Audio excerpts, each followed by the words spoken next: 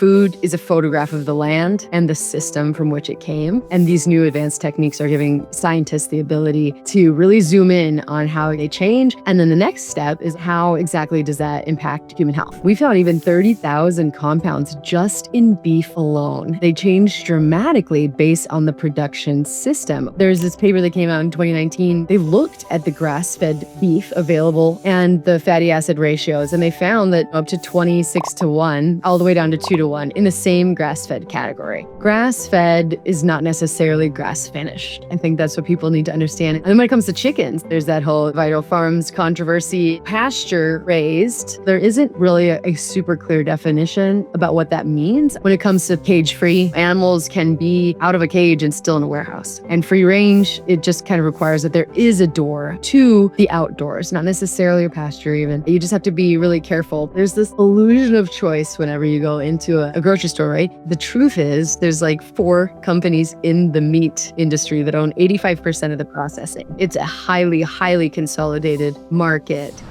Autumn, what would you say is the biggest mistake you see people making when they think they're eating healthy? Ooh, not paying attention to food quality. I think it's a lot simpler than we've made it. Rather than counting macros and obsessing over other smaller details of the diet, I think just if you eat whole foods, high quality animal products, whole foods, one ingredient foods, foods your grandmother would recognize, I think it can be a lot simpler than people are making it. Okay, as you explain that to me, there's a couple different areas we could zoom in on. One being the whole foods aspect from the ultra processed foods. And then 2, even within that, going deeper into quality within the foods, say meat. So try and parse those 2 apart and explain how you feel in each realm.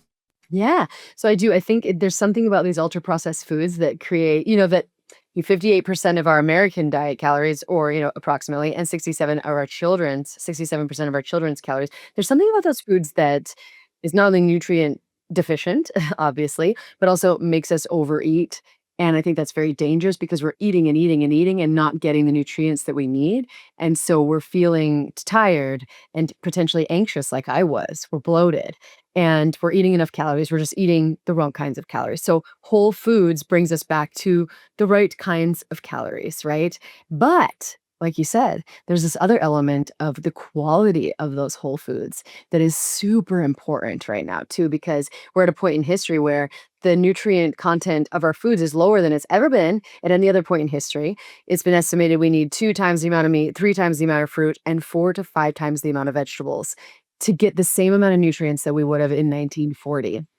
And this is largely due to our industrial agricultural practices that have essentially turned our soil into dirt. So we've taken the life in the soil, which in a tablespoon of soil, there's more life than there is people on the planet. But because of the chemicals, the fertilizers, the pesticides, the extractive agriculture, we've killed that life that acts as a bridge between the nutrients in the soil, the plants that consume them, the animals that consume the plants, and ultimately the humans who could benefit.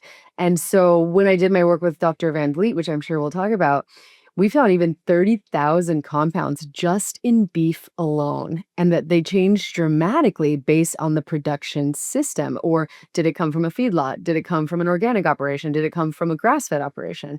And so I think, yes, going to a whole foods diet is step 1. And I hope more people can just simply start there. But then beyond that, once you've mastered that, paying attention to the quality of those whole foods. Where did these whole foods come from? What was the system that created those whole foods is an amazing next step, because ultimately, if we don't, we won't ever restore that nutrient density of the food supply. And some people estimate we only have 60 years of topsoil left, right? And what happens then? Then where do we get those whole foods? And are they even as healing as they once were? I think it's an important question. You mentioned 30,000 different components of just meat. Most people think of it as, macros, maybe some vitamins, minerals. What does that look like? Yeah, it's crazy. So yeah, we have the 13 nutrients on a food label. We track about 150 in databases, but 30,000 different compounds in meat, in beef, in our particular study. Now, this is Dr. Van Vliet out of Utah State, and they've developed more advanced techniques to look at this vast array of nutrients, of compounds, of metabolites, or just things kind of floating around in the food that we're eating, nutrients and other things. It's called metabolomics, and essentially it just the widens the view, right? You can all of a sudden see all the different tiny little changes that happen. And so when they do this, they don't, and honestly, Dr. Van Vliet can't necessarily categorize all of the different compounds. We don't even know what they are, right? They're just beginning to be studied. But what we do know is that they're changing in very profound ways. He did an analysis too between like a plant-based burger and a grass-fed burger, and they found that 90% of the metabolites in that, and there were thousands, were different. So the nutrition panels were the same, and yet they were very, very, very different foods. And these are plant compounds. These are omega-3 fatty acids. These are vitamins. These are minerals. And so it's a broad spectrum of different types of nutrients. But they are changing. It's basically meat. Food is a photograph of the land and the system from which it came. And these new advanced techniques are giving scientists the ability to really zoom in on how exactly they change. And then the next step is like, and how exactly does that impact human health? Well, let's zoom in on the meat aspect right now and the different types of farming and talk about what science has shown in that final product we're eating, depending on how that animal was raised. Yeah, so I got to do this really cool project called the Beef Nutrient Density Project. Are you familiar with Dan Kittredge? No, tell me about them. Oh, okay, you should have him on the show. So Dan Kittredge, he is the founder of the Bionutrient Food Association, and his parents basically wrote the organic standards, and his goal is to reprioritize nutrient density to become the foundation of the way we produce food and the way that consumers can choose their food. And so what he's developing is this handheld meter, kind of like Star Trek or Star Wars, where you'd go to the store and you scan a piece of produce and it would tell you what was the most nutrient dense, right? What's the most nutrient dense piece of meat or piece of produce? And he thinks in doing so gives consumers the power to then change the way that we're raising our food. Because right now we're prioritizing for yield, how much can we make, how big is what we're making, but not the more important aspect is what nutrients does the food actually contain. And so he partnered up with Dr. Van Vliet because in order to create a handheld meter, you first have to define nutrient density, right? And what he's found in his testing is that it varies dramatically, right?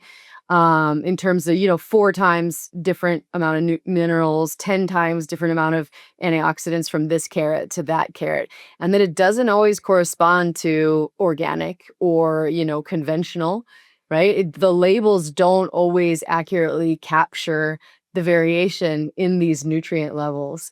And so what they had to do was they started with beef. We're going to define beef because it's one of the most widely distributed food products. And so Dr. Van Vliet's team at Utah State came in and said, okay, we're going to look at all the different production systems that are happening in beef in North America when I was involved, but it has gone beyond that. It's going to be a worldwide. There's people doing this in the UK too and other areas. But if we look at feedlots, if we look at what we call feedlot lights, maybe like feedlots who, they're out on pasture more, they're feeding for a shorter window of time at the end of the life. What about if we do a grass-fed operation? Or what if we do something beyond grass-fed operation where they're actually doing something like regenerative grazing, rotational grazing, and we looked at how many species were in the pasture, right? And we got really nuanced with the practices. And so there's over 300 different samples. And we looked at ribeyes because you have to be very specific about the type of meat. This was a fattier cut so that we could actually capture the variation. And what they found was pretty awesome. So lots of different changes in the phytonutrients and are more of like Van Vliet's specialty. He talks a lot about the plant compounds that can actually end up in our meat, phenols, terpenoids, and they change, like you said, based on what the animal is eating. We can have plant compounds in the final product, Dr. Fred Prevens actually believes that these compounds might be able to affect satiety. This is maybe why you eat a grass-fed steak and you feel a little more satiated than you do when you eat a grain-fed steak. But these compounds on their own also have antioxidant, anti-inflammatory, antidepressant, you name it. They're called secondary compounds. But what these researchers believe is that they have very primary roles in our health, that they just haven't been as emphasized as we, maybe should. And then, well, what our paper looked at specifically, and it just came out in the Journal of Animal Science, which I was very excited about, is the fatty acid profile. And my favorite takeaway is that omega-3 fatty acids, this is a topic I love because I think they're so important, so underrated, and so many people are suffering because they're not getting enough. I think Harvard research suggested 84,000 deaths in America every year are just due to this one deficiency. And so we had 3 times more omega-3s in a grass-fed steak than we did in a grain-fed steak. And other research, so we can talk project that my people who I worked on this project with, Dr. Actually, he's going to be a doctor, Joseph Verd, has looked at how eating beef changes the omega-3 ratio in the blood and its significant effects. People have argued that, oh no, the absolute amount in beef isn't large enough to be meaningful, but that's not true because it can make meaningful changes in the blood. So the omega-3 fatty acid status was one thing. The omega-6 to 3 ratio was another. I'm sure you've talked about this ratio. People are often aiming below 4 to 1 or 2 to 1. Americans live, 15 to 1. Many people believe that rebalancing the foods that we eat, that ratio, can help prevent inflammatory conditions. And so we had 8 to 1 in the grain-fed beef and around a 2 to 1 in the grass-fed beef. And then we also saw higher levels of certain minerals, 6 times the amount of selenium, 3 times the amount of calcium, 2 times the amount of copper, 1.2 times the amount of iron. There was also a different saturated fatty acid profile, which I think is really interesting because many people don't look at saturated fats as this diverse category, but they are. And certain saturated fats are neutral. Certain longer chain forms are actually associated with a decreased risk of cardiovascular disease.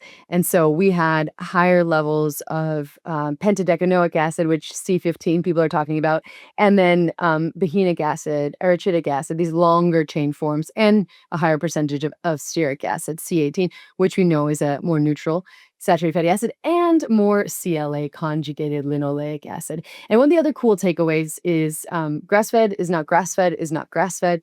Grain-fed isn't always grain-fed, right? We had the longer the animal was on pasture and the more diverse that pasture. So if you had up to 10 different plants in that pasture, it seemed to have a higher amount of ALA, the plant form of omega-3s, and a lower omega-6 to 3 fatty acid ratio.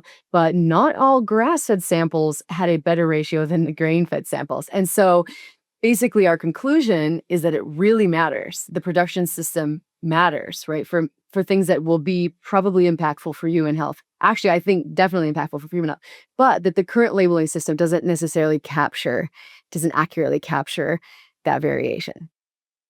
Okay, well, as an end user, let's talk about that. What do we want to look for in labels? And then what are some of the deceptive things that may be used that we want to ignore? Yeah, that's a great question. So I think in 2016 in America, they took away that USDA regulation of the grass-fed label. So you can actually have, and all cows begin their life on grass, and then it's what they eat in the last, 90, 120 days. That's the fat profile that often ends up on your plate. And so there's this paper that came out in 2019, Bronchema. They looked at the grass-fed beef available in America, grass-fed, and the fatty acid ratios. And they found that, up to 26 to 1, all the way down to 2 to 1 in the same grass-fed category. So grass-fed is not necessarily grass-finished. I think that's what people need to understand. And so if you want to look for something like grass-fed and finished, that might be another layer of certainty. Also, you can look for a third-party verification like the American Grass-Fed Association. They come in every 15 months and verify that the animal is actually eating grass for the entirety of its life. And unfortunately, a lot of these labeling claims are based on affidavits, or they submit paperwork, the ranchers, the people raising the animals, rather than any sort of third-party verification. So I would look for 100% grass-fed and finished, or inquire to the company, are they eating grain at any point in their life? That's my favorite question because it kind of just gets to the heart of the matter rather than are they grass fed, because all animals are, or look for something like the American Grass Fed Association. And then when it comes to chickens, this is also really interesting because there's that whole, the Vital Farms controversy, and a lot of people were really surprised. So pasture raised, there isn't really a super clear definition yet about what that means. I think they're moving in that direction, looking like they're probably going to define it, the life of the chicken over 51% of their life has to be on pasture. But right now, that isn't necessarily regulated. And so you have to kind of, again, get a little closer to the food supply and ask what's actually happening, what percentage of their diet is coming from corn and soy, how many days of their life, how often are they out on pasture, and ask questions like that. When it comes to cage free, animals can be out of a cage and still in a warehouse with thousands of animals, right? When it comes to eggs and free range, it just kind of requires that there is a door that has access to the outdoors, not necessarily a pasture, even. Sometimes it can be like a cement or dirt plot. Um, so yeah, you just have to be really careful. Pasture raised, I think, is the way to go when it comes to chickens and pork, but you still have to ask questions about. And then they have, like eggs. I don't know if you've talked much about the Vital Farm stuff on here or what was happening. Did you see that? No, but that's was going to be my follow-up. Explain that whole controversy and what panned out there. Yeah, it's interesting because I went to lunch the other day with the CEO of Vital Farms. I know he cares deeply about the humane welfare of animals. I was very, very impressed. And I think people were surprised by the amount of linoleic acid in the eggs. And I'm sure you've talked about linoleic acid. It's an omega-6 fatty acid. And a lot of people believe that we're eating too much of the omega-6, which is competing with the omega-3s, right? And potentially leading to more inflammation. And so what came out was that um, Vital Farms egg had a ratio or an amount of linoleic acid, that omega-6 fatty acid, that was similar to canola oil. And though the absolute amounts were different, they were a little bit different. So I think what surprised people is they saw Vital Farms eggs, they believed they were just out on pasture, and that is a misconception. Like, chickens do eat grains, they do. And it's just kind of depends upon the amount of grains they're eating and the amount of time on pasture they're getting. Those are kind of the two big levers. Like, if you're having a lot of grains and very little time on pasture, you're gonna have a higher percentage of those omega-6 fatty acids. But if you're having more time on pasture, maybe a smaller percentage of the diet from grains, and maybe even there's things like DHA rich eggs where you're having, kelp or linseed oil, or they're actually supplementing with high omega-6 or omega-3 rich foods. And then they have certain companies doing like corn and soy free eggs entirely, which is, I think, really another interesting concept that goes beyond the omega-6 to 3 ratio. I've heard a lot of people, now I haven't seen a lot of good evidence around this in the scientific community, but I've had a lot of people say we need to study this better. It's that certain people just, especially when it comes to autoimmune conditions, seem to react to the corn and soy fed animals, whether that be pork or chicken or beef, in a way that they don't when the animal is strictly fed grass. And that, obviously, chickens, that can't happen strictly feeding with grass, but with cows it can. And so I think that's really interesting. But for me, it's if I was eating something on a daily basis, because I'm very tuned into this omega-6 to 3 fatty acid ratio, like our staples at our home, like we're mindful of that. But, we're in the wellness space and this is like our life and our livelihood. But I do think it's unfair to say that having one of those eggs as a once off, is going to be like eating canola oil, because eggs have so much else to offer than, canola oil does, in my humble opinion. And so I think some of it's unfair. I don't think by definition linoleic acid is toxic or anything like that. I think if you eat too much of it, it's definitely not a good thing, but it's also an essential nutrient and it comes in an egg. So that's kind of my really nuanced take. I don't know how you feel, but I'd be curious. Well, to me, from the reading I did on this topic, was the linoleic acid. And I think the other piece that people felt that they were deceived on was the yolks and the birds eating marigold. And I think there may have been another type of molecule in their feed that was adding to the color of the yolks, making it more of that yellowy orange color. Are you familiar with that being a piece of this? Yeah, I didn't read a lot about that. I was really clued into just the omega-6 to 3, but I could see that. I could see that. And that does happen in the industry. I'm very familiar with that because people whatever the consumers are clued into, that's what the producers are going to be mindful of and trying to create in their product. But I do understand too that those are not cheap eggs, and people are expecting, the best of the best and all of these boxes to be checked, and I could see why that would be a surprise. And to me, this is potentially a microcosm for a bigger issue. We've zoned in on this one company in this one instance, but for me, as somebody prioritizing these foods, spending that extra money, when you have an erosion of that trust in one area or with one company, you begin to doubt your investments in this area as a whole. I know. It's unfortunate, isn't it? And then people just throw their hands in the air and they say, "Oh, okay, well, it's all the same. It doesn't really matter." Yeah, it's a big problem. I can see that. So you mentioned going to lunch with, I think it was the CEO the other day, Mhm. talking to him, the reading you did online. Do you feel like there was deception in what this company was doing, or it was just people interpreting what they were seeing online and on the cartons wrongly? Yeah, I don't think that they were being deceptive. I That's not my opinion. I think that many people don't understand that chickens do still eat grains and that pasture isn't always this clearly defined term. And so I don't necessarily think they were being deceptive. I think people don't understand how gray this area can be, unfortunately. So that's my opinion. What do you think? I didn't go too deep on it. Yeah. So, yeah, I don't have a lot of thoughts other than they were eggs I was investing in. Now I'm hitting the pause button, kind of waiting for the dust to settle and just Yeah. inquiring with people who are in the world and seeing what they're thinking. Yeah, but I'm just really excited that these conversations are happening, right? Because I do think that people, with soy and corn who are reacting to that, it's important to know that these chickens are eating soy and corn, and that if you're really clued into the omega 6 to 3 ratio, which I think is a huge and important, hugely important topic. I think people are just learning about these issues through that, even though I don't necessarily think that what Vital Farms is doing is wrong or necessarily deceptive. But I do think the conversations that are happening because of that are important and are going to be really helpful for certain people and populations. Let's zoom in on pork. You mentioned quickly we want to look for pasture raised there. This is one I've been kind of confused on what to look for ideally. You find a lot of organic pork, but talk about the specifics there and how much good quality pork there actually is.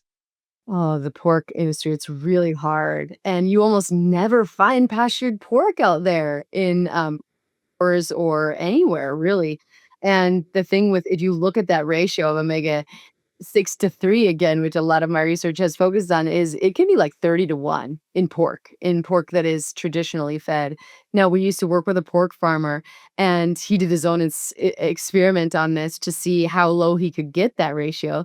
Because, like chickens, pork or pigs will eat a little bit of grain, but he took a very specific breed, the Berkshires, and then he put them on grass, on 50% grass and some grain, or on mostly grain, and he took that 30 to 1 down to 15 to 1, and then eventually like to 5 to 1 with the pork eating only grass. And so yeah, again, they're a reflection of what they're eating, and if you put them on pasture, it changes the nutritional profile. So I think pastured pork, that's what you look for.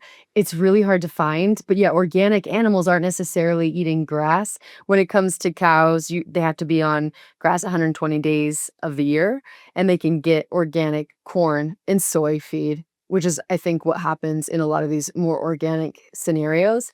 Now they do, they restrict antibiotics. It's going to be, and there is third party verification. So there are really good things about organic certification, but in terms of what the animals are eating, organic corn and soy and grains is definitely in the equation and can definitely impact the nutritional profile.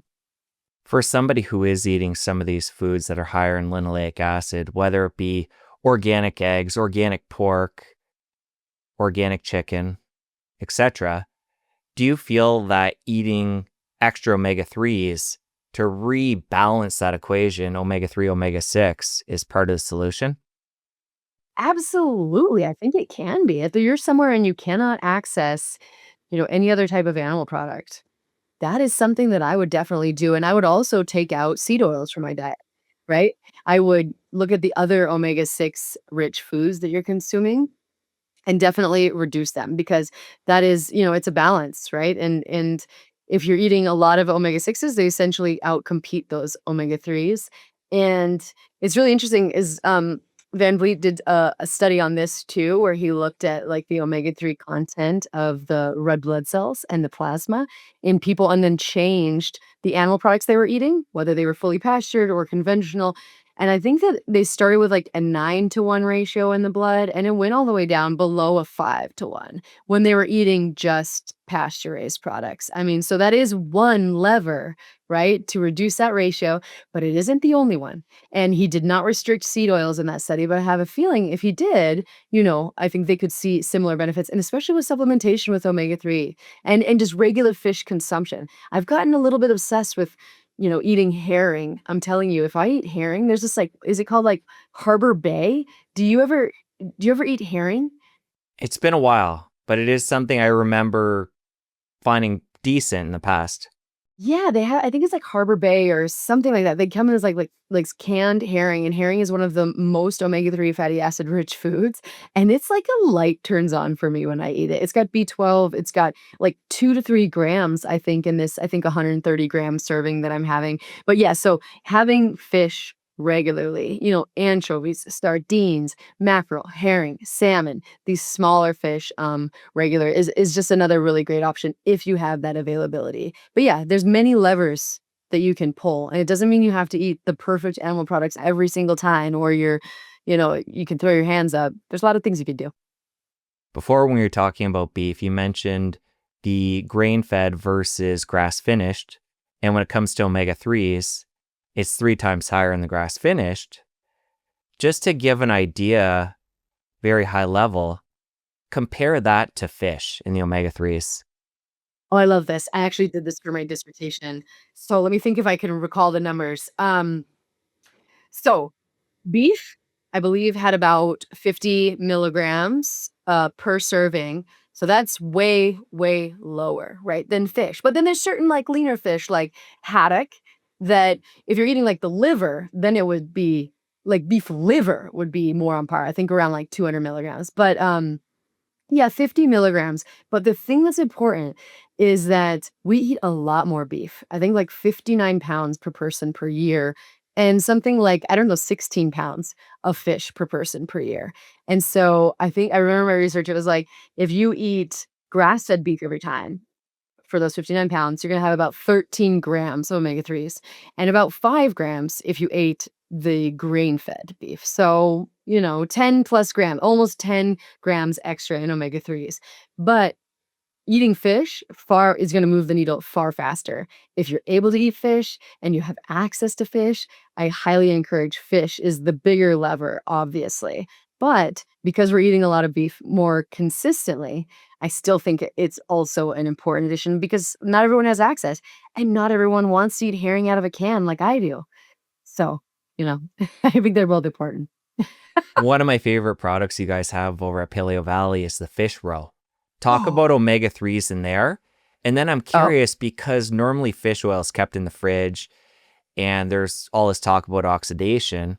Because it's a product that's dried, how well preserved are they?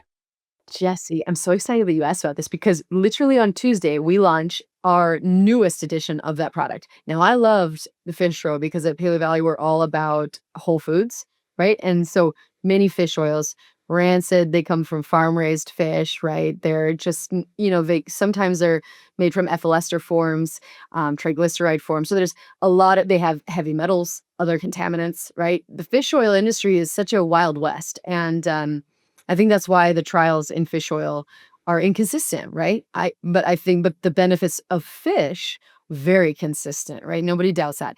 And so what we decided to use is fish roe because we're all about, like, how do you find the foods that no one can access that have really unique healing properties and make them accessible? And so it's just dried fish eggs, freeze dried. And so they're very well preserved. But what our second iteration is this herring fish oil. Now, it comes again from fish eggs, and then it has also sardines and anchovies. And why we upgraded was for a few reasons. A, we can have a very predictable amount of omega 3s because formerly, if you have the fish roe and then you freeze dry the whole egg, you're going to get a lot of protein. You're going to get a B12. You're going to get this vast array of nutrients, but you're going to get a smaller absolute amount of omega-3s, which I don't necessarily think is a bad thing, because I love whole foods. But a lot of people were looking for something a little more consistent and a little something that could help raise their levels. And so by doing the fish roe oil, the herring oil, we were able to do that. The second reason is the phospholipid form. So when you look at roe, that's what's really interesting about roe and krill. This is true of. When you look at fish, most of the time you're going to get the omega-3s in the triglyceride form. It's kind of nerdy, but 3 fatty acid, glycerol backbone. But the phospholipid form is different. It's like 2 fatty acids, phosphate group, and then this like choline or some other type of nutrient. And these are membrane fatty acids. And these forms of omega-3s are actually very easy to get in the brain. They become your cell membranes, and they've been shown to have preferential access to the brain. So the roe has those phospholipid forms of those omega-3s, which I think is really exciting. And the other thing I loved about this is have you ever heard of specialized pro-resolving mediators? No. Tell me about them. Oh, I'm so excited. So I think this was in the 1990s, Charles Sirhan, I think he's Harvard, and he discovered that, so we have EPA and DHA, the omega-3 fatty acids, the longer chain forms. But what they discovered is there's these other compounds, what they called pro-resolving mediators, that then it's kind of like the grandchildren, if you look at this, of EPA and DHA are these specialized pro-resolving mediators, because it's things like resolvins, protectins, myricinins, and these compounds are the ones actually turning off the inflammatory response. So it isn't the EPA and the DHA. They found out it's the pro-resolving mediators. So now they don't turn it off like an ibuprofen or like a COX inhibitor would turn off, right? They just help it to be resolved in a healthy, balanced way. And so these pro-resolving mediators are found in this omega-3 fish roe oil as well. And the other thing I loved about it is there's international standards for oxidation, and you want it below 5. Now, when you look at a lot of fish oils on the market, it's way higher than that, usually in a lot of cases. And so this company is very careful and keeps it below, like a 3, like well below international standards and below even like European standards for mercury content, because it's coming from fish eggs and small fish and fish in Norway. So fish roe, I think, is one of those untapped gold mines, especially if you're concerned with DHA, which is very important for the health of your retina and also for the health of your brain and for neuroprotection. And I have both genes for Alzheimer's, and so I'm very clued into, and I know that certain people, there's research to suggest that genotype where we have both ApoE4 gene alleles, that we might need that DHA form in phospholipids specifically to get in there and protect the health of our brain. So fish roe, but yeah, if you're gonna eat fish roe, if you just have access to fish roe and you want to eat it, it is another one of those nature's multivitamins, just like organ meats. And I think that more people would benefit from consuming it. All right, so new product coming out. I wasn't aware. Is this going to be Yeah. a liquid kept in the fridge? And then Yeah. 2, is this replacing the product I was talking about? It is. It is, because it's just more consistent. It's a higher dose, it's more consistent. And yeah, and like I said, it contains those pro-resolving mediators. And we can just be more, when the batches vary, when it's a whole food, it varies. And people just liked a little bit more consistency. And yes, you can keep it in the refrigerator. You don't need to, but because it is in a bottle and it is in a capsule that is it's carefully protected and processed, and so that is not going to receive a lot of contact with oxygen and light. But yes, if you want to keep it in the refrigerator too, I think that's never a bad way to go. With the old product, as you talk about the regularity of the omega-3s, I don't believe it said omega-3s on the nutrition label there. And that's why I Yeah. was curious. I assumed I was getting them, but Yeah. I Oh yeah. assume this new product will tell you the amount of omega-3s you're getting per serving. Yeah, and that's the cool thing. So we did do testing. So the old fish oil had about 200 milligrams, but people were like, "Well, what about this other fish oil has like 4 grams?" You know what I mean? Or like it has like a gram. So we're like, "Why would I take this?" And it's because of the other nutrients that it also contained. But people wanted something a little more specific. So it's going to have about 1,000, like 1,000 milligrams, 1 gram, a little over a gram. 700 of those around roughly are coming from DHA. So it's a DHA dominant form. Yeah, because we really wanted the brain and to be our area of focus, but then it also has EPA. So EPA is that another cell membrane that kind of leads to the production of less inflammatory signaling molecules. And so that's going to have about, I think, 180 milligrams of EPA. And then also DPA. This is another omega-3 fatty acid that you don't often hear about. I think, 80 or 50 milligrams of DPA. So a total of about a gram. Cool. All right, well, Yeah. we've gone over the food labeling in good detail. We know what to look for now. 100% grass finished or just grass finished. Grass fed isn't Yeah. enough. Let's talk about American made and the deception and what some companies are doing, importing different meats and then labeling them what we would consider incorrectly. Yeah, see, this is such an important issue. And so there's this like illusion of choice whenever you go into a grocery store, right? And the truth is, there's like 4 companies in the meat industry that own 85% of the processing. It's a highly, highly consolidated market. And 2 of them, well, yeah, are coming from outside the United States, right? So JBS is a Brazilian company.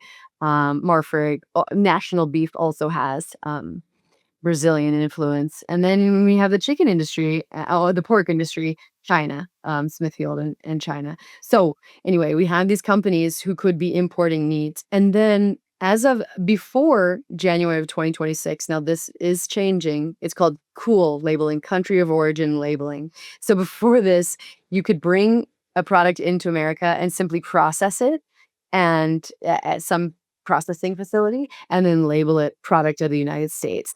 But thankfully, a lot of people changed that, worked really hard to get that changed because what that does is undercuts American family farmers, right?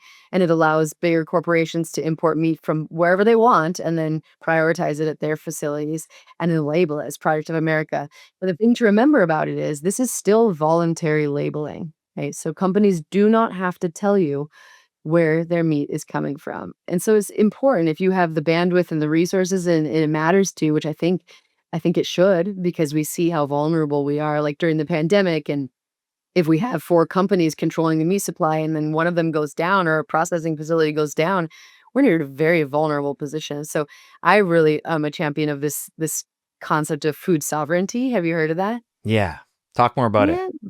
Yeah. So food sovereignty is just like we need like culturally appropriate and regionally appropriate food systems that are in the control of the people in that region. It's then that we can meet our needs within our community and have a very sustainable and reliable food supply, right? And the people in other countries are not going to care as much about what's happening to your soil and your water and your land as you would in your own community, right? So we're like outsourcing the control of our food supply to people, CEOs in far off countries. And I think that's a really scary thing. So if we can look at where is this coming from? Is it coming from China? Is it coming from, Mexico or Canada? Not Mexico so much anymore, but Canada. And prioritize the American family farmers. I think we can build those little hubs, those bioregional food hubs that we need in order to have this freedom of our food supply. And that's essentially what food sovereignty is. Early in the conversation, you quickly mentioned anxiety in your past. I think now is a good time to jump into your story. Let's Mm. talk about leading up to that, what your diet and lifestyle was like. And I know IBS was also part of your story. So let's start there. Yeah, I was a child who had, starting at about the age of 10, digestive issues and just bloating, and I would wake up in the middle of the night in pain, and one time I had my mom take me to the emergency room, and then they told me, "You have gas," and I was like, "But it just feels so much more severe than that," and, no doctor really knew what to do with me, and so I just kind of continued on until high school, and I took some Beano and tried to relax because that's what they told me to do, And then when I got into my teens, I didn't realize it then, but there's like this profound gut brain connection. And so my unaddressed digestive issues started to manifest as in other ways, on my skin, as anxiety, sometimes even depression, and eventually just in coping, in how I choose to cope with both the physical pain I was in and then the emotional, what just felt like lack of control I had over my emotional self as well. So then I got into substances and just tried to kind of numb it all out. And my life just kind of spiraled. And I eventually got, I didn't live with my parents when I graduated high school. It was just wasn't a good period of life for me.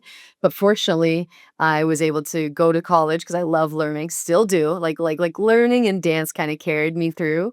And then I met my husband, and that's when my story really changed because my husband's like a problem solver. Like that is his gift to the world. And he was like, no, no. When he moved in, he's like, you're suffering. Like make it look pretty good because you have a good job. I was working for Tracy Anderson as a celebrity fitness trainer, always fit, right? But definitely not well, like definitely really struggling. And he said, "Okay, well, we have digestive issues. Let's try check our food. Like let's people on the internet in 2007 were looking at food as a potential fix for which sounded absurd to me because I'd been to all the doctors. And but we changed my diet, and we just all we did was take out processed foods. We went to the Pasadena Farmers Market every week. We got high quality animal products. We got fruits and vegetables. At that time, I was even eating this like sourdough bread from the farmers market, but it was really just that shift to whole foods that my digestive issues were gone in about 2 weeks and totally gone in about 30 days. And then we got even more into it, right? Started fermenting our own vegetables. We brought in the bone broth. And then we really got, like we didn't have those crazy weekends where we just, ate whatever we wanted and we're good 5 days a week. We really kind of like took a period of like healing and more in-depth discovery. And that's when my mental health started to shift too in really profound ways. And when I finally realized, I think my mental health was tied to carbohydrate too, how much carbohydrate was in my diet. That was another really profound level of stability. It was just kind of like this noise and this kind of like buzzing that I had always dealt with. It turned off. And I was just like, whoa, this is a really different place to experience life from. And I do think I don't do like the keto diet necessarily because I'm always kind of like doing the least I need to because I feel like maybe because I have bulging for Alzheimer's, maybe later there will come a day when I'm going to have to test my ketones and I'm going to have to get in that 1 to 3 millimolar range but right now I live in like a low carbohydrate area and that really works well for me. So gut issues improve quickly. Mental health took a bit longer. Yep. What was the timeline on the mental health improvement? Yeah. So I think it was probably about a year. It was probably around a year before I realized, wow, just like, wow, I'm not having these crashes at night because I would go and I would work and I would come home and I would cry and I would have anxiety. And just it was just like real struggle. The ups and downs of my day were just so laborious. It took so much of my energy just to kind of like bring myself out of that cycle. And so, yeah, after a year, I started realizing like I don't need to nap anymore. I'm not crashing at night anymore. And then I have all this energy for like, should I go back to school? I wasn't managing anymore. I all of a sudden had this abundance of energy and this vitality. But yeah, that took about a year. And that's kind of when I decided because I had gone on tour with Jennifer Lopez. It was one of my last assignments when I worked for Tracy Anderson. And I started to kind of backslide a little bit because you're traveling so much. And so I realized, okay, I have to go back and fully understand this like mental health transformation that I just had. And so that's why I went back to school and got my master's initially. So part of your journey was bringing carbs down. It sounds Mhm, like that was tied to the improvement in mental health. You're mhm, not in ketosis right now, but over mm-mm, the years, have you experimented with ketosis at all for shorter periods, carnivore, mhm, vegan, any of the mm. extremes? I would say as a youngster, I kind of was living in a vegan adjacent area. I didn't avoid animal products because, moral, ethical, or even nutritional reasons. It was just something wasn't drawn to. I wanted to eat bread and cheese and candy. And as a dancer, ballerina who was taught, you just have to eat as few calories as possible. And essentially take ginseng, eat lettuce, and smoke cigarettes. So I did that, not, in a good way, right? That's not a healthy vegan diet. I get that. But that didn't work for me. But it was when I brought back my animal protein. We just really started focusing on that when my husband and I cleaned up our diet. And I think the carbs was one part, and I think the highly bioavailable nutrients in animal products was another. I think coming out of the dance world, I was probably deficient in many, many nutrients that my body needed, and especially adding organ meats in, that made me feel like a totally different person, and that's why that was another one of our products too. Now, I haven't gone fully carnivore. I haven't because I feel really good, and like I said, it's not that I don't think there might be a season for me where that is possible or I might wanna try that, but right now, like, I'm pretty in tune with my body, and if I go on vacation and I'll do, like, maybe, like, a carnivore day or 2 where I eat meat sticks and fermented veggies. I'm always eating the fermented veggies. Those do really well for me, and the bone broth. Sometimes I'll do a bone broth fast, right? 2 days just eating bone broth, but I don't necessarily consider that, like, me being on carnivore. They're just kind of like a reset that I do. But for me, my husband, on the other hand, does really well with a lot of animal products. Like, that being the center of his diet, he thrives that way. Very little vegetables for him. But for me, I think I am a person who could probably do a healthy vegan or vegetarian diet and do pretty well. Do pretty well. I don't think I will because I feel so good having both. I think I'm more of like the balanced phenotype. I like 50% fruits and vegetables, actually like vegetables, maybe like 20% fruit, and then some animal products. But yeah, I do think that as I get older, and I'm having my mom do this now, because um, I'll probably do more in-depth testing around ketones. I have done it in the past. I have done it in the past and experimented with it along with fasting. And I like it a lot. Once I got past 40, I started doing less of that, less of the more extreme things for now, because I can feel my hormones are shifting and I'm just having to kind of like recalibrate. And so I like to kind of just be a little more balanced at that time. But yeah, I'll definitely move in that direction if I start to notice a decline in my mental health or other indicators that maybe my body could use a different tool at this time. As somebody who is still consuming a significant amount of plants, how do you think about the whole plant toxin talk? Things like phytates, oxalates, lectins, we could go on and on. Is that something you're concerned about? And if so, is there anything you do in preparation to tame those down? You know what? Luckily, I'm not a person. I honestly have almost zero digestive concerns now.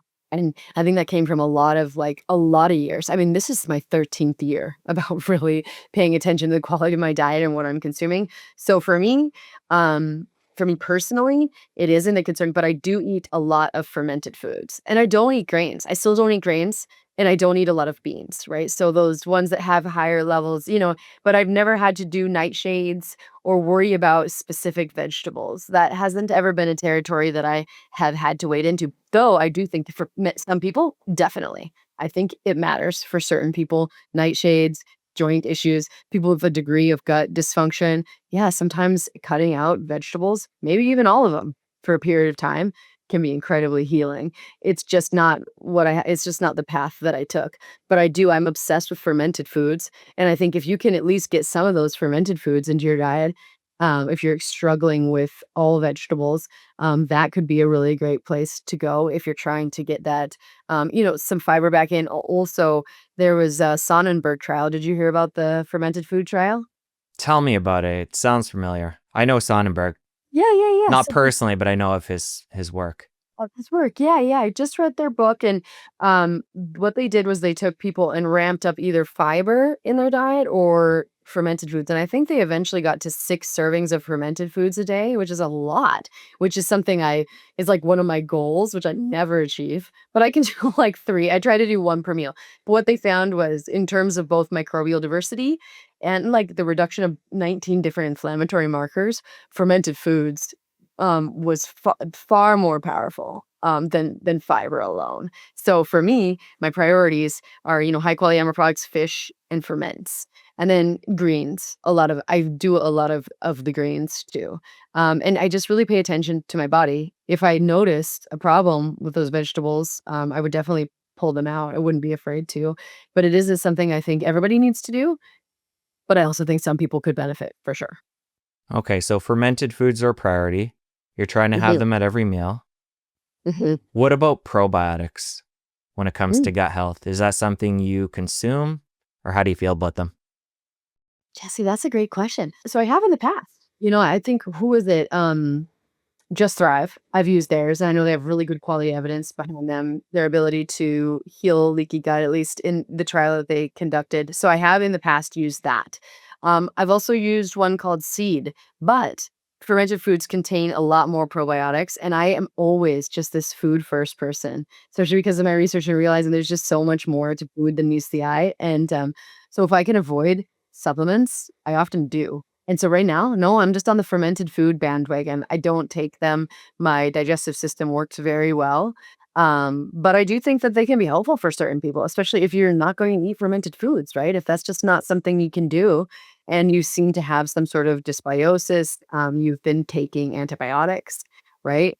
You bringing in probiotics could be very, very helpful for the health for your immune system, for digestive function. There's something that we gave our son.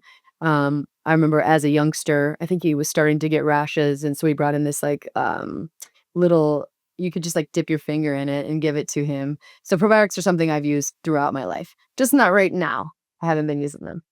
Okay, as somebody who's not big into supplements, Paleovalley has a group of products that are supplement like, but they're whole foods.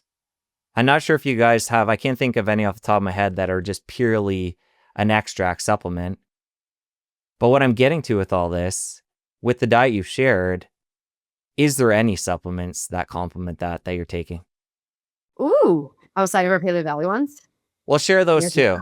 Which again, Yeah. things like organs and your vitamin C is even a whole food. So again, it's kind of a gray area, but share Yeah. those and beyond if there is any. Yeah, so I love that question. And yeah, like you said, I just think that whole foods are you can't really out supplement a bad diet. And so if we can get whole foods to be the first lever you pull and then bring in the really nutrient dense whole foods that most people don't have access to, that's what we've tried to do with our product line, with our mushroom supplements, our essential C supplement, our organ complex. So no, that's what I take and our fish roe. I don't take supplements on a daily basis. Now I will experiment. We've been doing some fun podcasts with Dr. Joel Brind on glycine and Glynac. There's been this like whole thing about Glynac. Have you talked about Glynac on the show yet? May have touched on it, but I want to go Yeah. deep into glycine and Glynax, so take it and Yeah. run. Well, yeah, those are things that I've experimented with, and for short periods of time, I'll bring something in, and because I notice things profoundly. There's also herbs that I take, so I'll take that back. Ashwagandha, I'll bring in sometimes. Ginseng, I'll bring in sometimes. Bacopa, I do have like herbs for my brain. Sometimes, and sometimes I'll even have lithium, like low dose lithium, because my aunt was bipolar and, I've just read a lot of good things about lithium and the health of the brain and how that might so, yeah, there are a few, mostly herbs, that I'll bring in every once in a while, but it's very rare. I really try to I know I want my body to get the nutrients in the dose, and the kind of, like, form with all the synergistic nutrients, and otherwise, I think sometimes if you take too many isolated synthetic supplements, like Robin Openshaw actually wrote a really fascinating book about this called Take Daily. Have you heard of this? No, I know her, but Okay. not the book. Yeah, yeah, yeah. It was really interesting. So I just read it and it's about kind of like the ties between many supplement companies and pharmaceuticals that we always look at these isolated and synthetic like multivitamins as the same or an insurance policy. And I think for some people they could be, but they're also not always made in a way that aligns with nature. They come from petrochemicals. There's like this dose compression, so the doses can be really high. They can have other things in them. We get it. But she wrote that it's a fascinating book to say that it could potentially like accumulate, right? And become kind of like a burden for our body and have doses that are way out of range and which could cause, a massive disruption in the balance, of our minerals or the nutrients or the vitamins. And so I think that's an interesting thing to consider. Like, what are we taking it? What are we really taking it for? Are we noticing a health benefit? And yeah, if you don't have access to high quality food and multivitamin, there's been trials to suggest that that can be helpful, especially as you age, maybe as you're older, right? And you don't want to eat as much, right? And your digestive capacity might be limited. But I hope that we all really question, like, what are we actually taking and what are we noticing from what we're taking? And is this as close to nature as we can possibly get? But if you want to go into glycine, Well, that's one of first, those. I want to Sorry, just go ahead. jump in before we leave supplements here. Yeah. Like we did for labeling when it comes to food, is there any guidance in that realm for somebody that wants to take certain supplements? Things to look for on the label, things that we want to avoid? Yeah. I think when it comes to supplements, like I'm like a food-based girl, right? There's many different ways these food-based vitamins can be made, right? They can be like a food-based powder, right? Like you take a food and then you dry it down, right? Like you freeze dry or something. That's essentially what we do. There's also food-based supplements that can go like you have a food powder, but then you add synthetically derived nutrients from it. Like you can get like, petrochemicals is where B vitamins come from. Vitamin D can come from like the oil on lambskin, whatever. There's many different places these nutrients can be derived from, some a lot more natural than others, but then they can be added to these food powders. And then you can like grow nutrients, right? Like you can give these organisms certain food yeast, and then they kind of synthesize these vitamins, and then the vitamins are separated from them or not. So I think food based is a great thing to look for, but there's many different ways that they can be made and synthetic vitamins can still be added. And so if that matters to you, I would look for something that's a little bit closer to nature, a food-based vitamin. Um, and I would stay away from vitamins that have just the cheapest forms, like, cyanocobalamin when it comes to, methylcobalamin might be a little bit more absorbable, and folate rather than folic acid. And when you have the other ingredients, you just want them to be as small a list as possible. And so, yeah, I think just food based and not dyes and other additives that are completely unnecessary, and then trying to get active forms whenever possible. And, calcium oxide sometimes is less bioavailable. And so looking into just the more bioavailable forms, that's what I would be concerned with. And if you can, organic and all of that, I think is a good way to go for the vitamins. But for me, I don't do a lot of that, like I said. And so if you're going to do like a whole food powder, like an organ complex, grass fed, grass finished, you don't want other additives in there. Um, Vitamin C, 90% is made from genetically modified corn. And for me, I'd rather get mine from whole foods. And so, like organic amla berry, camu camu, acerola cherry. And then when it comes to mushrooms, I don't know if you've had this discussion at all about mycelium and the fruiting body and all of that. It's been a while, actually. So Yeah. let's talk about it. So a lot of mushrooms are actually mycelium, which is the root structure rather than the fruiting body. And a lot of the literature historically has been done on the compounds in the fruiting body because that's the actual mushroom. But it's really easy to grow mycelium on grain, a lot more profitable.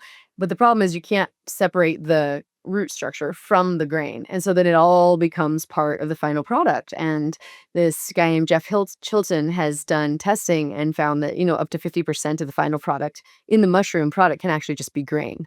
And so you have those bioactive compounds which make a mushroom so powerful, but if they're watered down, that's something you want to be mindful of. And so when it comes to mushroom supplements, you want to make sure that it's coming from the fruiting body rather than the mycelium. Now there are compounds in the mycelium that can be beneficial. I think the bigger problem is the grain, that you don't necessarily know how much of that product is just grain rather than an actual fruiting body.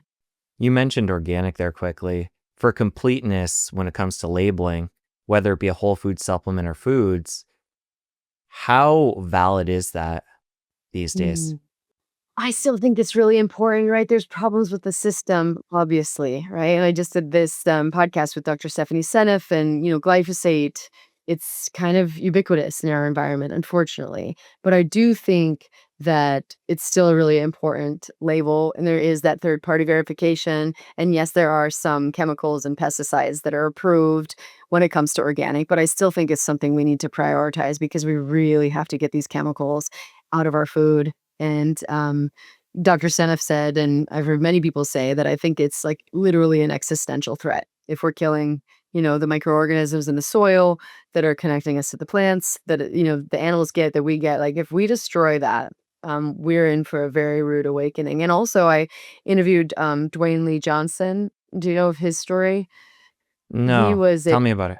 he was a groundskeeper, and this happened many, many years ago, but he was one of the first people to sue Monsanto because he got non-Hodgkin's lymphoma. And when he was trained, he was basically taught that glyphosate's safe enough to drink, And there was an accident where it did end up getting all over his body, like a hose burst. But he developed non-Hodgkin's lymphoma, and he took them to court and he won. And he was kind of like a precedent setting case. And so there's been, billions of dollars settled for people exposed to these chemicals. And also, like tens of thousands of our farm workers exposed to these chemicals. So no, I think organic is very important, more important than ever. Is it perfect? No. But is it still something I think we should prioritize? Absolutely. And even beyond that, like going towards regenerative, right? I don't think it's the end all be all, but I still think it's important.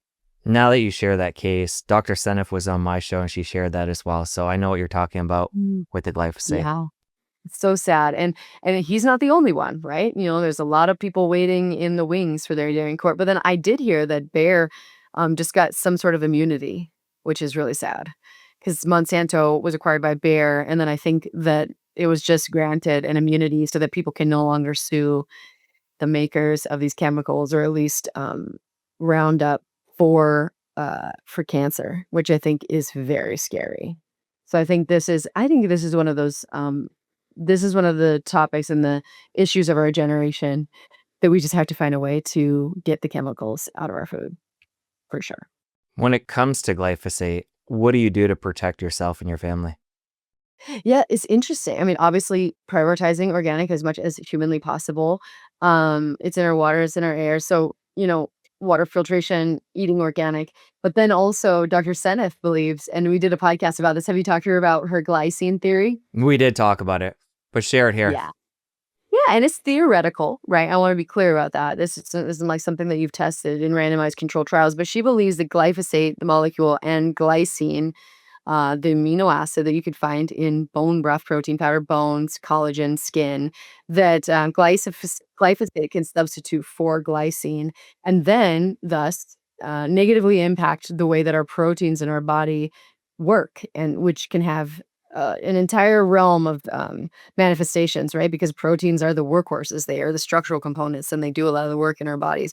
And so she believes that by flooding our body with glycine, we can actually displace glyphosate. And so that's one of her theories. And it's something I do regularly, whether or not, that's not the only reason I do it, but that is something that she believes can help. I've also heard that there's different homeopathic remedies that I don't necessarily use on a regular basis.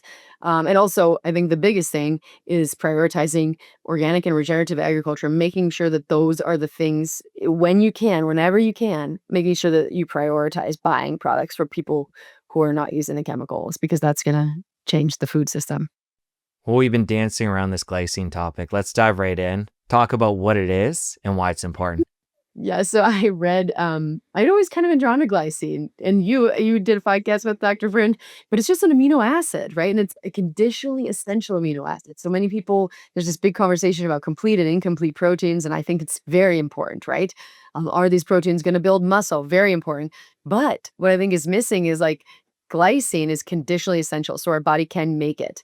But there's a paper, Melendez Havia is the author in 2009, wrote a paper and suggested that the amount of glycine that we make is not necessarily tied to the amount that we need if we're over 100 pounds, roughly. And that we're suffering from what they call like a glycine deficiency syndrome that is causing us to age more rapidly, because glycine is important for collagen, right? For our gut, for our skin, for the health of our bones. It also Glycine has been shown to help, and they're believing between 8 and 10 gram deficiency. So this is not like a small deficiency we're dealing with. It's like a massive multiple gram deficiency potentially that is helping us, or that is causing us to age more rapidly. So sleep, 3 grams of glycine before bed has been shown to help you sleep better. I've seen this. I've done a lot of podcast with Dr. Brind about it, and it is one of the comments I see over and over and over again. People sleep like a baby, right? And if you feel too tired when you sleep, you can take it earlier in the day. That's just what I've seen from the comments. So, and then also it acts as a calming neurotransmitter in the brain. So they've done research in schizophrenia, very, very large doses, like around 60-gram doses. So that always kind of piqued my interest, because I'm obviously very clued into mental health, and my brain was always a little bit on the faster side of things. So I've noticed that it helps to calm my brain down. Metabolic benefits. I don't know if you've ever done like a continuous glucose monitor. I have, yeah. I, And yeah, ketone. yeah.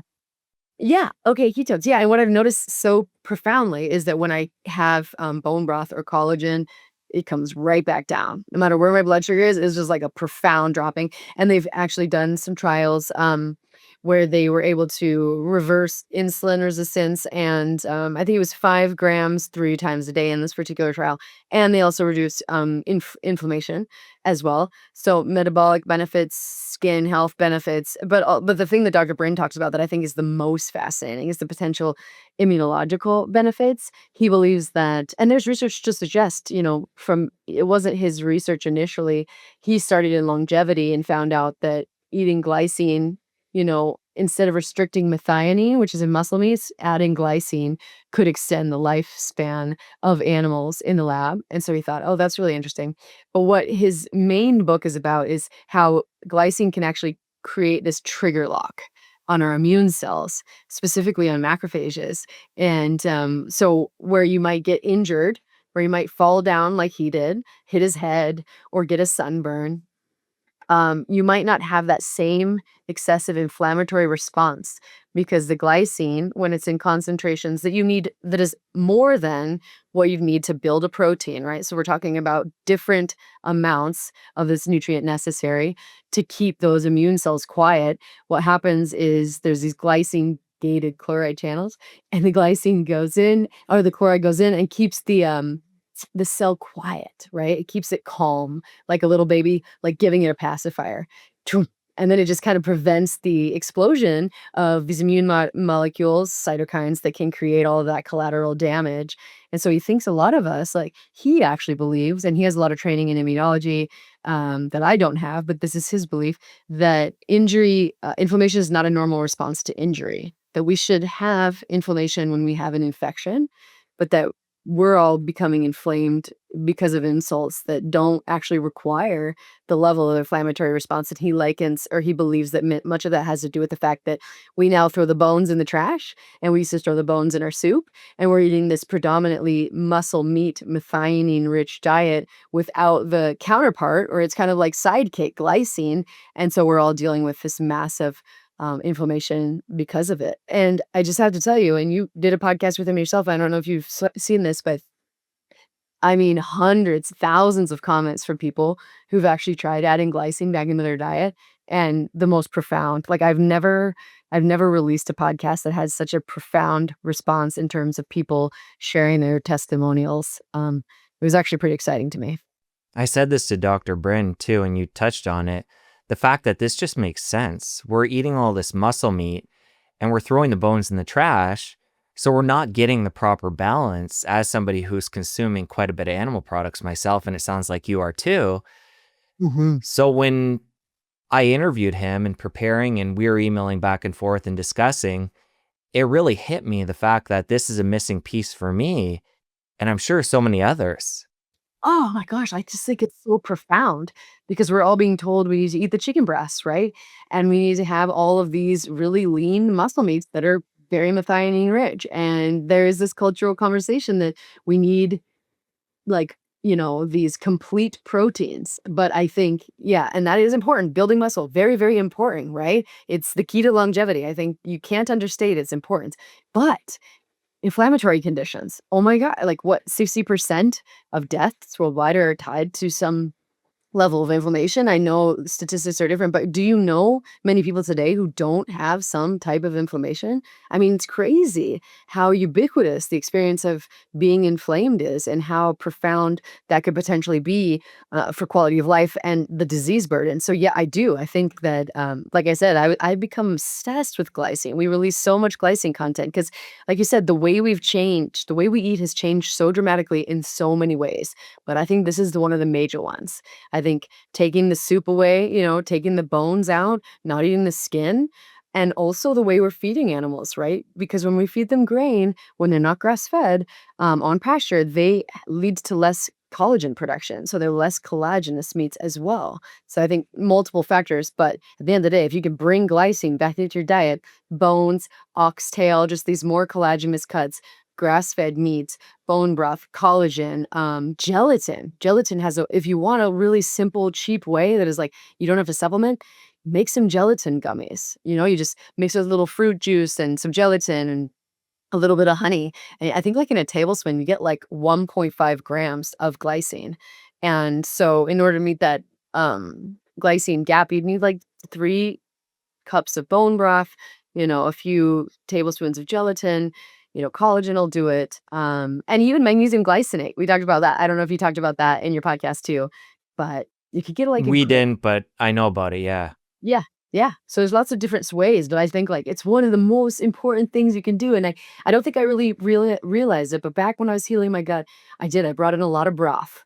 We were always making broths. We were always making fermented foods. And I think it's only recently that I started to realize, oh my gosh, I think that's why I don't have digestive issues. I think I did a lot of healing there and a lot of calming of this clearly very inflamed body I was living in, that I didn't necessarily attribute to the glycine or the fermented foods, but I think they were a huge piece of that puzzle for me.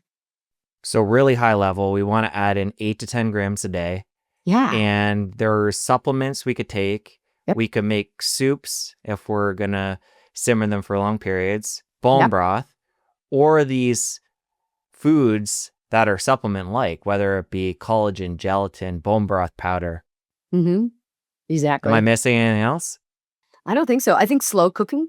I think we gotta reclaim that art. Like I think at least once a week, like put some, pep roast or oxtail or just like. And plus, it's a very economical, budget-friendly way to eat anyway, right? That you put them in a crock pot, and then you just cook them down, cook them slowly. Like, that's another really great way to just get that glycine back into your diet. So, yeah, and I don't supplement, like I said, like, I'll experiment. I wanted to experiment with Glynac because I had heard the buzz about it.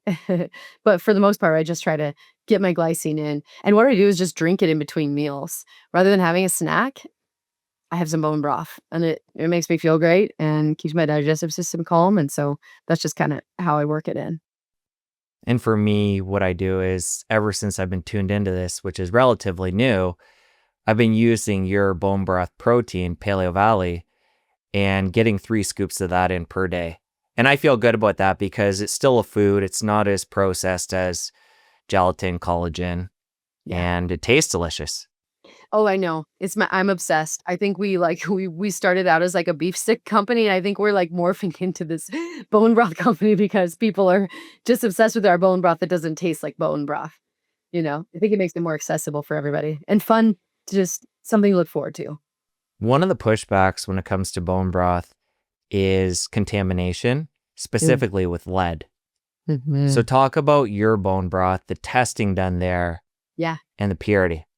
Yeah. So, yeah, we definitely test for all the heavy metals, but, yeah, like, bones can concentrate heavy metals. It's again, animals are this photograph of the land on which they're raised. And so if you're not careful and you're not testing, then you can end up with high levels of leads and other contaminants in bone broth. The other one that's interesting that people don't recognize is pesticides.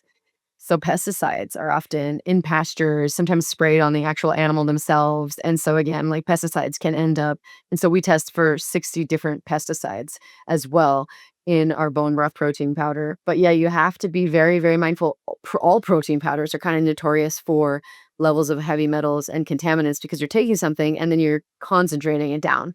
So you want to be very, very, very careful about where you're sourcing that from. And they found actually in one consumer lab report, you probably talked about it, but the plant-based protein powders are maybe even worse in terms of heavy metals than the animal-based forms. So just something to watch out for. Bottom line, when it comes to Paleo Valley, no lead or very low below the limits Very low. that Yeah, we I have don't to worry think you about. could do like yeah, exactly. Yeah, very low. Like I don't think you can do like no heavy metals. Like it's a natural function of food, right? Because those metals are living in the soil, and to some extent a plant, an animal eventually will take them up. But yeah, it's about being mindful of the levels that are present and making sure that they're below those levels. And that is something we test for. And tying this back to what you brought up before with Dr. Senef, the idea with the glycine, what I got from our conversation at least, is to flood the body with it to hopefully prevent the glyphosate from getting in there and becoming part of our proteins. Yeah, I think that is a fascinating idea. I even like talked to Dr. Brandon. I was like, Dr. Brand, how would you do the study for Dr. Senef? And he came up with a really eloquent design, and I shared it with Dr. Senef, and she's gonna try to get that actually tested. But yeah, I mean, why not? I mean, for bone broth, I just think it's one of those foods that has so many benefits, even outside of the potential glyphosate, kind of like keeping glyphosate out of your proteins. But definitely, if you're someone really tuned into trying to prevent as much damage from glyphosate as possible, it's a great avenue. And I do the same thing. I have 2 to 3 servings of bone broth every single day. It's improved my sleep. It makes me feel, like I said, my gut health, all the things. But just a simple thing you can do. Game changer. It just makes sense. Yes, yes. And people have been talking about it for so long. I don't know, but I think sometimes like I'm a very intellectual, like my mind drives a lot of what I do. And so I think now that I understand the research, it's just become something I never don't do. How do you feel about dairy? For you, your family? Raw, fermented, Mm. cheeses, bring it all in. What a great question. I think dairy is a very healing food. I don't eat it myself. I'll have cheese every once in a while. It gives me a runny nose. I don't think that my body loves it, but my husband and our son, they thrive. They thrive. We've got a dairy farm right down the street, and they even invite him to come milk their cows. I mean, it's raw, it's grass fed, it's grass finished. We actually get fermented forms too, kefir, skyr, they're a staple. Like, we take yogurt and he puts blueberries in it, and we eat it every day. That's one of the fermented foods. I think, they've actually done trials in, like, yogurt for college students was able to help reduce social anxiety, which I think is mind-blowing. So, yeah, definitely fermented forms of dairy, I think, have a lot of benefits. And when I do go that route, I bring in fermented forms when I'm like, "Oh, I'm gonna do a little dairy." That's what I usually go towards, but we do a lot of milk in the house too. We make actually bone broth ice cream. So we take our bone broth, we take the raw milk, and then they use this, I think it's the Ninja Creamy. Do you have this in Canada? Never And it heard of makes it. this okay, yeah, it's just like this ice cream maker, and it makes this amazing little bone broth. Cheese. Also a big fan of cheese. When I was pregnant, I used to eat blocks of cheese. It was just something my body craved, and I think especially a grass-fed, grass-finished raw cheese, amazing, right? And, if you want, like, a little like, I do goat cheese too for people who can't necessarily do the other types of cheese. Goat cheese seems to be easier, and that's the one that I go towards only because my body seems to, prefer it better. But again, even more so with the dairy, and I haven't been involved in a trial that looked at this necessarily, but Crevenza's work and Dr. Van Vliet's work, that the compounds in dairy and cheese change maybe even more dramatically in the meat itself in terms of these like plant-based compounds being able to be evident in the final product. So I think that's really interesting too, why it's really important to source from as much grass-fed and grass-finished farms as possible in order to get those plant-based compounds with all of those different healing properties as possible. So yeah, big fan of dairy for other people, right? I don't eat a lot of it myself, but I think it's very important food. And you see that in the literature too. See, I think this is one of the reasons that we knew that saturated fat across the board couldn't necessarily be bad, because you're going to find a lot of saturated fat in dairy foods, and yet you'll see populations who consume a lot of dairy, they tend to do pretty well, at least in certain trials. But I also think the way that most dairy is made from a feedlot, highly processed, homogenized, like heated. I never did well with that type of dairy. It wasn't until I really got mindful of the quality of the dairy, grass-fed, grass-finished, and raw back in the early days that I was able to tolerate it. Um, and so I think if you're gonna do dairy, be very, very mindful of the quality. And if a traditional dairy doesn't work for you, that doesn't mean that all dairy won't work for you. And fermented forms of dairy might be a different layer that you could bring in if both of those didn't work. One of the things that's come up a couple times, and I want to go deeper into with you, is saturated fat. And it's still being demonized, but most people are talking about it as a whole. And you've already Mhm, brought up the different types. Go mhm. deeper into that and talk about different types, different benefits, if there is problematic types. Basically, the 101 on the different types of saturated fat. Yeah, so I think that we've all been talking a lot about saturated fats, but I think the real distinction is kind of like man-made and natural fats. So we've actually decreased the amount of saturated fatty acids that we're consuming, and rates of our disease haven't gone down. So I think instead, so whereas many of our fats came from animals, right? Back in the early 1900s, today most of them come from vegetable oils, and more of these omega-6 man-made, highly processed versions of fat. So when it comes to saturated fat, it's really interesting because that's a diverse category, right? So there's saturated fats like behenic acid or stearic acid, which are neutral. They don't raise your cholesterol to the same extent that other saturated fats do, like palmitic acid or myristic acid. And then there's these longer chain forms like behenic acid or acidic acid. They're associated with lower risks of cardiovascular disease. These are associations, right? It's still being explored, but they're definitely not having the same impact as those other saturated fats. And then you have pentadecanoic acid, C15, Stephanie Van Watson, which some people believe because we're not eating dairy, which is the main source of pentadecanoic acid and heptadecanoic acid, C17, that we're maybe suffering from certain sort of deficiency syndrome. Now, again, that's debated, but it is looking like there's at least the potential that this will be considered an essential fatty acid, an essential saturated fatty acid. So I just think that's really interesting. And also, what we have to consider is a lot of this associative evidence looking at saturated fat is looking at saturated fatty acids in the content of a ultra processed diet, right? So are we eating a hamburger with a Coca-Cola and a side of fries, or are we eating a grass-fed steak with some broccoli, right? Because that is two very different metabolic outcomes, but it's not because of the saturated fat. And even back in a few years ago, the American Journal of the College of Cardiology came out and said saturated fatty acid rich foods, right? Like chocolate and beef, whole foods that contain saturated fatty acid are not associated with the issues with disease like other forms of saturated fatty acid rich foods in the context of a whole food diet. So I think you have to look at the type of saturated fatty acid you're talking about. You have to look at the dietary context of those diets. And also then you can get into, man-made or processed versions of those fatty acids. I think that matters too. Is it isolated? Is it extracted? Or is it part of a whole food matrix? I think there's so much nuance in the saturated fatty acid conversation. But I was just re-listening to this podcast I did with Nina Teicholz, whom you probably have spoken with her. Yeah.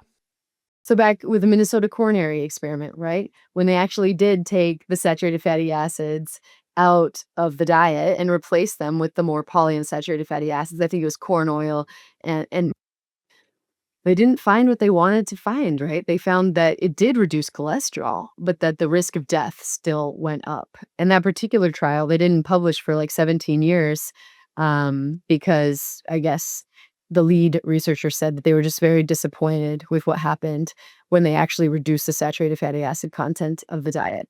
And so I think it's about traditional fats, right? I think it's the delivery, I think it's the dietary context, and I think we just have to be always very skeptical when things seem too simple and when we're turning our backs to traditional foods that have nourished us for millions of years, and then replacing them with something that's very, very new to the diet, like a polyunsaturated fatty acid rich seed oil or something like that.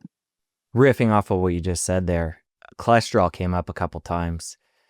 Somebody that is getting saturated fat, elevating cholesterol through whole foods, and they're metabolically healthy, how much of a concern for you would elevated cholesterol be? That's so interesting because Yeah. I mean, I'm that, what is the researcher's name? He just did a trial on this, and what they're looking at is this lean, meta healthy phenotype who also has the lean mass hyperresponder. Have you heard about this trial? Yes. Yeah, so Dave that's basically Feldman, Nick Norwitz. Dave Feldman, that's who I was looking for. So, yeah, so for me, I am not concerned with slightly elevated cholesterol, especially as I age. There is a little bit of research that for women, elevated cholesterol might actually be protective. And so I'm not saying like extremely elevated cholesterol because elevated cholesterol can be elevated for many different reasons, inflammatory reasons. But for me, I'm not concerned. Mine is marginally elevated, but I'm also very metabolically healthy, right? My insulin levels are where they should be. My glucose is where it should be. I don't have elevated inflammatory markers. And so for me, I'm not concerned. I would be more concerned with like metabolic dysfunction. I think that would be a bigger problem that might lead to more issues. But for me, just serum cholesterol alone, I don't think it tells us as much as we believe that it does. Not to say it can't be an issue for some people. I'm clearly not a cardiologist, but for me, I'm not too worried about it. Talk more to the seed oils. And this ties Mm, into what we're talking about here with cholesterol. Conventionally, people have yeah. said, take your seed oils in, lower your LDL. So let's talk about seed oils, though, more as a whole and the problems there. Yeah, so seed oils for me, I think they're just again, these are one of those like groups that have been just like lumped into one category. And I do think seed oils, high in linoleic acid to a different extent, right, for everyone. What I think the main problem with them is ultra processed, right? A lot of like to take those seeds into an oil, that's an extensive process. Lots of high heat, lots of pressure, catalysts, solvents. It's not a simple you're not freeze drying something, right? You're not simmering a bone. It's an extensive process. And I do think the linoleic acid is that they have a lot of double bonds. Like same thing with omega-3 fatty acids. Like all fatty acids, the bonds that they have determine how stable they are and how vulnerable they are to oxidation and the creation of potentially inflammatory compounds that can mess with your mitochondrial health, potentially increase your risk for cancer. And so that is my main concern with the highly processed linoleic acids that could potentially contain, trans fats or other byproducts of linoleic acid when it breaks down or is exposed to high heat and pressure. And especially when people are frying them. Oh my goodness. I talked to Tucker Goodrich and he said, and I actually read this in other papers that there was an increased risk of lung cancer in Chinese women and who weren't smoking and they believed it was from this constant inhalation of these more polyunsaturated fatty acid rich, specifically the linoleic acid rich seed oils. So I just think never frying with them ever should be a thing. I also don't consume them myself at all because I just think they're very, very new products. And I think linoleic acid is an essential nutrient, right? That omega-6 fatty acid, but you need very small amounts. Amounts that are met with just normal food consumption outside of omega-6 fatty acids. And because of the profound benefits of omega-3 fatty acids, I think eating too many omega-6s, again, it's going to compete with those omega-3s for access to your cell membranes. And we know that when you get more omega-6 fatty acids in those cell membranes, you can potentially lead to the production of more inflammatory eicosanoids, prostaglandins, so potentially make the level of inflammation in your body worse simply because you're out competing it.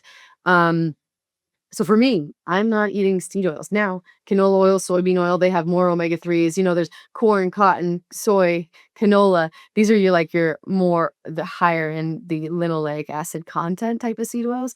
But for me, I'm not consuming them primarily because I don't like to have that much linoleic acid. I think it's easy to have oxidized. There's even shown some seed oils contain trans fats. And so again, my basis is are they man-made or are they traditional? And that's how I choose my fats. All right, another area I wanted to make sure we came back around to, and this is an area you have unique insight in, not a lot of other people talking about it, is these phytonutrients in animal products. Yeah, this is Van Vliet's big area and Dr. Fred Provenza. They wrote a review paper that I will send it to you because it was really, really fascinating about these secondary compounds, these phytonutrients, the polyphenols, the terpenoids, the carotenoids. So those are the main categories that end up in the meat and the milk.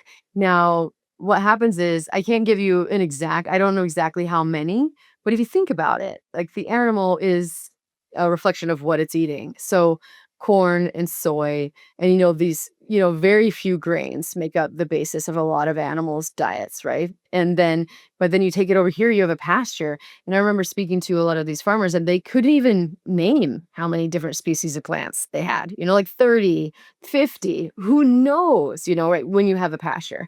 And so animals get to eat, if they can, if they have access, these plants that we can't otherwise consume, right? And then so kind of like brings in new novelty and diversity into our diet too. So these polyphenols, anti-inflammatory, right? Carotenoids, we know that they have benefits for the eyes.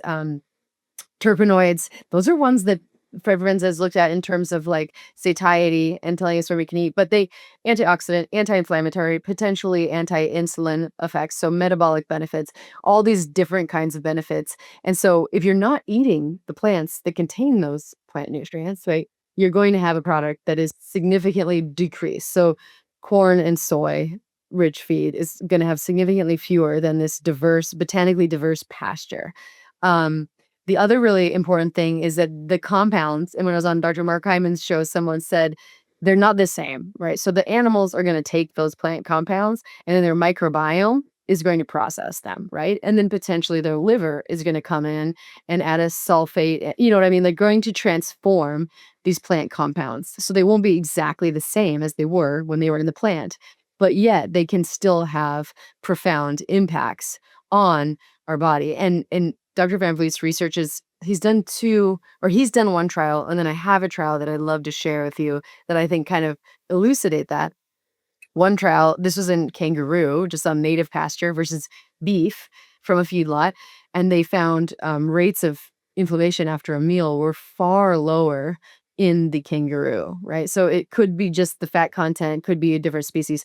But Dr. Van Vliet's actually gone and done it for like more regenerative diet, totally, and a regular conventional diet in terms of animal products and the plant products, and found that there is definitely he actually took people from the standard American diet to a whole foods diet and saw a very significant reduction in inflammation. But then even people from a whole food diet to a regeneratively raised whole food diet, which in my mind, regenerative is, moving the animal on pasture on these botanically diverse pastures, and then still saw a trend towards further reduction in certain inflammatory markers.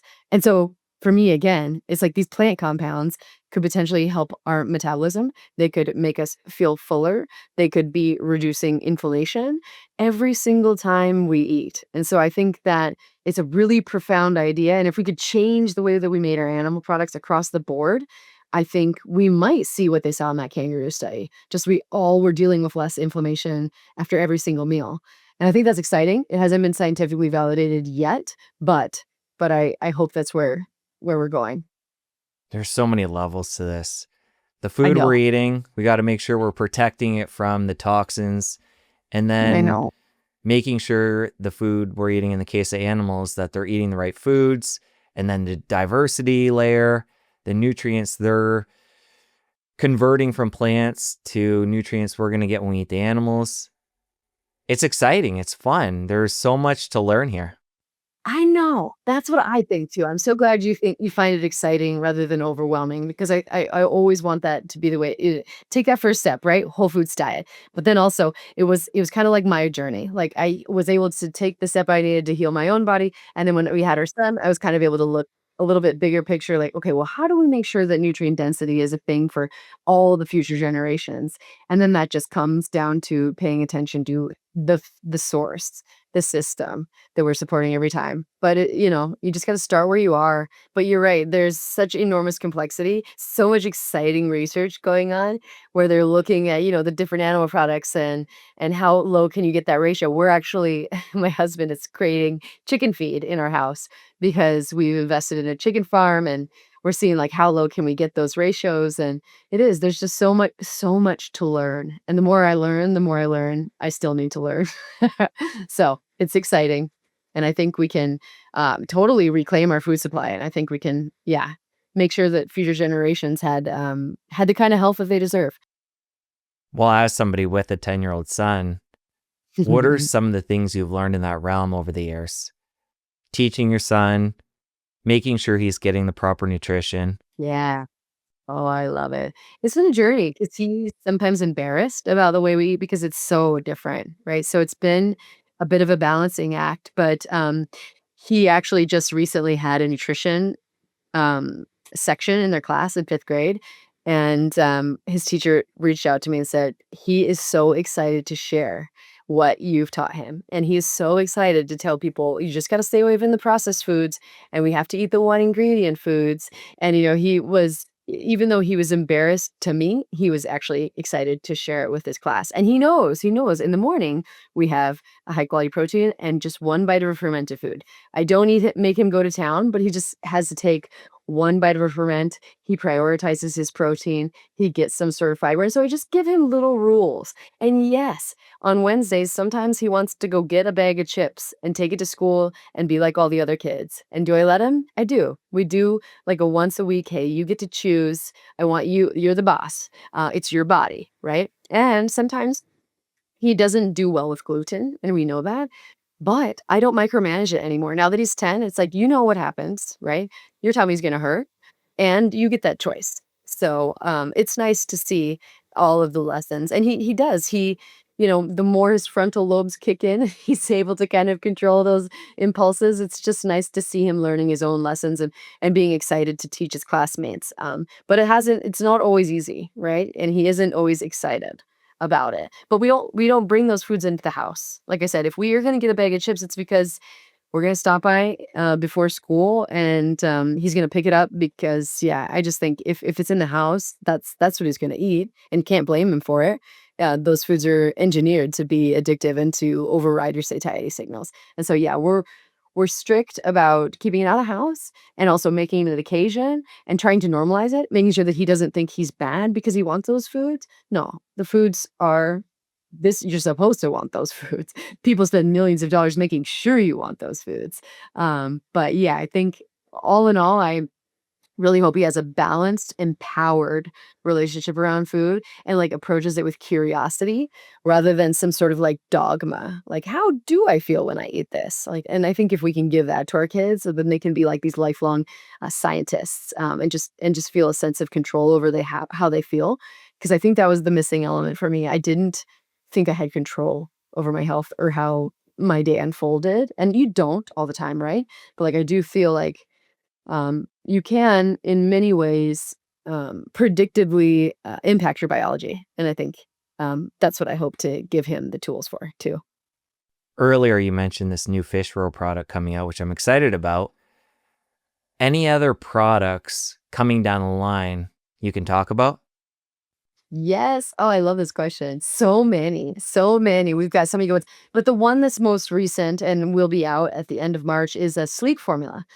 So we know glycine, right? It's very helpful for dropping your body temperature, potentially impacting your neurotransmitters in a way that can promote sleep alone. But then we've added other ingredients. We've made a sleep formula. It's like a strawberry cheesecake flavor, what we see as like an after dinner drink that has like a food based melatonin, a very low dose because, again, very low dose. It's like a tomato form of melatonin and some chamomile and some reishi mushroom and just all of these whole food kind of components that come together and to make a bone broth sleep formula. And then we also have a new form of protein bar. We're working on a ready to drink collagen milkshake, right? So like an alternative to, chocolate milk that might have a lot of sugar and it will again be very glycine rich. And okay, the last one I'll mention is a protein coffee. So we were really surprised that our coffee is low mold, it's low acid, and it's rich in polyphenols, and it's one of our best sellers. We didn't predict that. We just wanted to create something that's high quality, but we are adding the bone broth to the coffee and just having a protein kind of like coffee latte. drink that's coming soon, and it's amazing. Exciting stuff. I got to give you guys props. You're always innovating, coming up with new products. And the most important thing is uncompromising on quality. Yeah, for sure, for sure. That is so important to us because we have these really significant relationships with these farmers and ranchers that we work with, and just like this commitment to the system, right? To just being an alternative to the system that is degrading the soil. And that's my husband. I have to say, my husband is an idea man. I shoot every idea that we execute. He has 20 that I have to tell him that we can't do that. He's an engineer. He's got all of these. He sees the gaps in the marketplace and is really, really strategic that way. Has there been any challenges along the journey staying at that level and not compromising? Oh, of course. Of course. Yeah. It's always been, and I think we're just so honest. People were really angry that we don't have chicken breasts. And sometimes we run out of our products. And that's annoying. And I get it. That's annoying, right? Because you just want things when you want them and it's inconvenient. But yeah, we found that just being honest about, hey, sometimes our farmers and ranchers, they have a bad week or we're out of this or, we just communicate that directly with people via our email and they're pretty understanding. And also because we're just committed to like making things really accessible to people. With Wild Pastures, our other company, we raised our prices like one time. It is the absolute last thing that we will ever do if we possibly can, because we really prioritize the consumer, our farmers, our ranchers, transparency and the system. But yeah, it's not always easy. And it'd be so much easier as I've seen a lot of other companies do. Oh, well, a little grain fed. Why does that matter? Like, that doesn't matter. Does it matter? Like, they let the people determine, can we still sell the product? That's kind of their North Star. And ours is more like at the basis of the system. Like, what is the system that we're creating? Who are the farmers and ranchers that we're supporting? Does that align with our ideals? But it's not easy. It can be rocky, but there's so many people who are waking up to this that we keep finding those people, and it makes it all worth it. So Well, Autumn, as we wrap up here, I want to give you props personally. You're a mom. You earned a PhD during this whole business growth stage. You have Wild Pastures, Paleovalley, a restaurant. You have a lot going on, uncompromising on quality. So I just want to acknowledge you and say thank you. Oh, thanks, Jesse. That's so sweet. And it's actually, I have a PhD, I have a DSC. So it's more of like, I'm more of like a clinician. I work more with patients in my training than I did in the lab. I realized working with Van Vliet and those metabolomics machines and the liquid gas chromatography, I was like, that's not where I belong. But thank you so much. And the reason I'm able to do it is because my team, my family. Like, this is a family business. It's like my brother-in-law is our CFO, my husband is our, you know what I mean? It's just like, and we have 200 employees now. So it's definitely not something I'm doing on my own. This is a very much a team, family-based effort. So thank you. And thank you for the work you're doing. I love your podcast. I love your podcast. I love the work you're doing and what you're putting out into the world. So thanks for having me on. Well, thank you. We're going to link up your personal social media, Paleovalley, Wild Pastures, everything in the show notes. You have a podcast. We're going to link up your YouTube channel. Thank you for all you do. It's much appreciated. You're awesome. Thank you. Likewise, Jesse. Always a fan. Thank you for watching. Stick around here for this other great interview. You don't want to miss it. I'll see you over there. Contrary to what it says in any source you look at, that inflammation is the immune system's first response to infection or injury, it is really only a first response to infection. Inflammation does the body no good whatsoever.